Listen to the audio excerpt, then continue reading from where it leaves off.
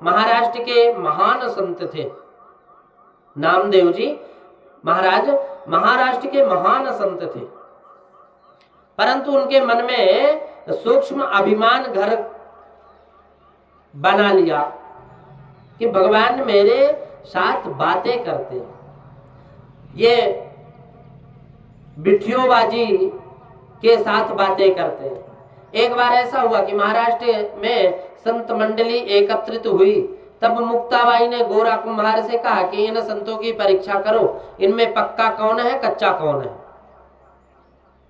संतों की परीक्षा। गोरा कुम्हार ने सभी के मस्तक पर ठीकरा मारकर परीक्षा करना निश्चय किया। किसी भक्त ने इससे मुंह नहीं बिगाड़ा, परंतु नामदेव के माथे पर ठीकरा जैसे ही मारे तो नामदेव ने मुंह बिगाड़ा। उनको अभिमान हुआ कि कुम्हार द्वारा घड़े की परीक्षा किए जाने की रीति से क्या मेरी परीक्षा होगी। अब गोरा काका ने रामदेव से कहा कि सबका माथा पक्का है, बस एक तुम्हारा कच्चा है, तुम्हारा माथा कच्चा है, पक्का नहीं है, तुमको गुरु की आवश्यकता है, तुमने अभी तक व्यापक ब्रह्म का अनुभव नहीं किया। नामदेव ने बिट्ठियों बाजी से फरियाद की। बिट्ठू बाजी ने कहा कि गोरा भक्त जो कहते हैं वह सत्य है, तुम्हारा मस्तक कच्चा है। मंगल में मेरा एक भक्त बिसोबा खेचर है। मंगल खेड़ा में मेरा एक भक्त बिसोबा खेचड़ है, और वो उस समय बिसोबा शिव जी के मंदिर में थे। नामदेव महादेव जी के मंदिर में गए, वहां जाकर देखा कि बिसोबा खेचर शिवलिंग के ऊपर पैर रख करके सो रहे।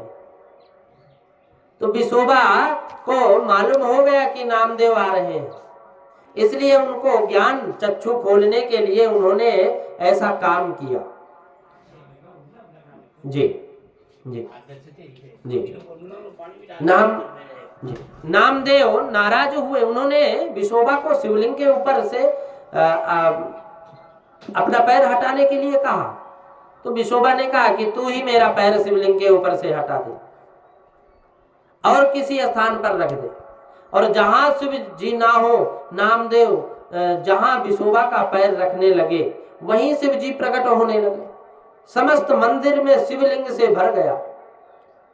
तो नामदेव को आश्चर्य हुआ। तब बिसोबा से कहा कि गोरा काका ने जो कहा था कि तेरी हांडी कच्ची वह ठीक है, तुम्हें हर जगह ईश्वर दिखने नहीं, तुम्हें हर जगह ईश्वर नहीं दिखते, विठोबा सर्वत्र विराजे हुए हैं, तो सब में ईश्वर को देख।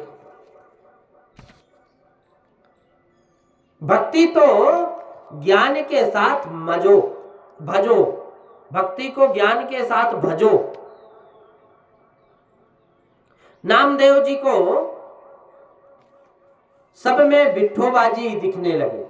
नामदेव जी वहां से वापस आकर मार्ग में एक वृक्ष के नीचे खाने बैठे, भोजन करने। वहां एक कुत्ता आया और कुत्ता रोटी लेकर के भाग गया। अब तो नामदेव जी को कुत्ते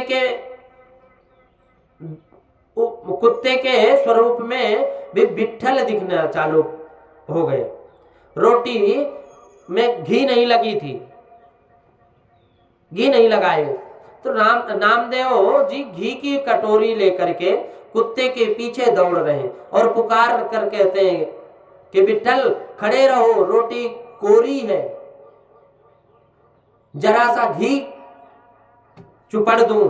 नामदेव को अब सच्चा ज्ञान प्राप्त हो चुका था। नामदेव जी जैसे संत को भी ज्ञान प्राप्त करने के लिए गुरु बनाना पड़ा।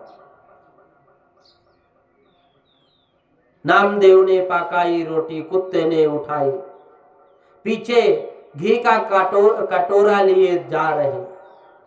प्रभु रूखी तो मत खाओ, कुछ थोड़ा घी तो लेते जाओ, क्यों अपनी रूप छिपा रहे। कुत्ते को, श्वान को भी, और भगवान उस श्वान से ही प्रकट हो, भाव से प्रकट हो ही भगवान प्रकट होते हैं भाव से। प्रहलाद जी खंबे से प्रकट कर दिए। तो कौशल्या जी ने विचार किया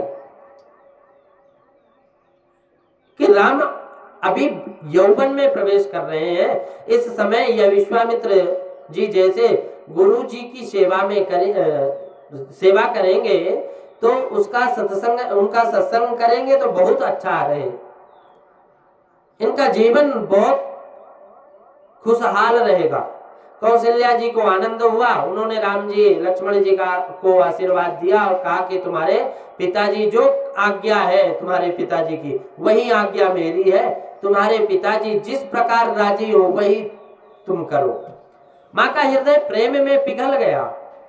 विश्वामित्र जी, कौशल्या माँ ने वंदन किया विश्वामित्र को।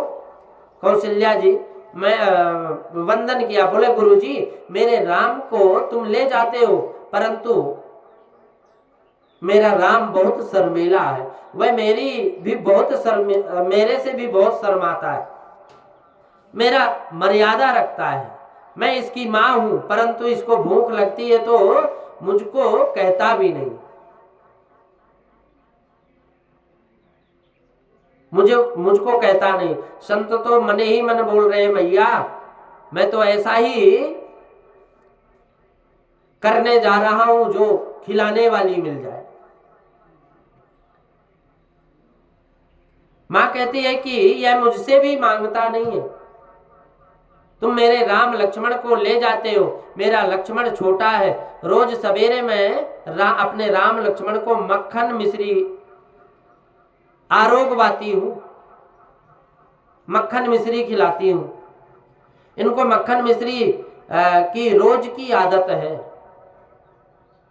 विश्वामित्र जी ने कहा कि मां तुम जरा भी चिंता मत करो, आश्रम में बहुत सी गायें हैं, रोज मक्खन होता है, मैं याद करके राम लक्ष्मण को रोज मक्खन मिश्री खिलाऊंगा। माता पिता की को वंदन करके उनका आशीर्वाद लेकर के दोनों भाई सदगुरुदेव की सेवा करने के लिए जी विश्वामित्र जी के पीछे पीछे चल दिए। अब विश्वामित्र जी का अर्थ, विश्वामित्र शब्द का अर्थ करते समय पाणिनि ऋषि ने व्याकरण शास्त्र में एक सूत्र लिखा कि मित्र चसौ विश्वम मित्र यस्य सा विश्वामित्र। यहां अभित्रम ऐसा परिच्छेद नहीं है, जो जगत का मित्र है उसे मित्र विश्वामित्र कहते हैं। जो जगत का मित्र है उसके पीछे जगदीश चलते हैं। तुम भी सब जगन मित्र हो जाओगे, तब परमात्मा तुम्हारे पीछे आएंगे। तुम जगत के मित्र नहीं हो सको तो कोई बाधा नहीं है, परंतु किसी की बैरी मत बनो। विश्वामित्र अर्थात जगन मित्र, जो जगत का मित्र है, जगत जिसका मित्र है वही विश्वामित्र है।